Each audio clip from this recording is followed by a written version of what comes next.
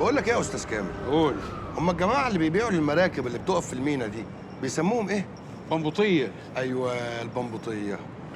انا لما كنت بشوف الرقصه بتاعت فرقه رضا كنت بفتكر ان هم صيادين اساسا. لا صيادين ايه، دي مهنه لها اصول. عارف كلمه بنبوطي ديت في اللغه الانجليزيه يعني بوت بوي، يعني الراجل اللي شغال مع المركب.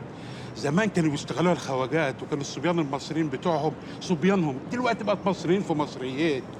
بس تعرف يا استاذ كامل، انا اول مره اعرف ان في ستات بتشتغل الشغلانه دي. لا ما فيش ستات بتشتغل، انت استهيالك بس. هي ليه بس يا استاذ كامل؟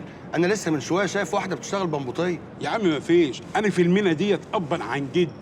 عارف الراجل البنبوطي زمان ابنه هو اللي ياخد الشغلانه، طب ما عندوش ولاد، جوز بنته هو اللي ياخد التصريح يشتغل بيه ويطلع بوز امه. الشغلانه دي عايزه عضلات، تلاقيك انت بس كده شفت واد منسون شويتين.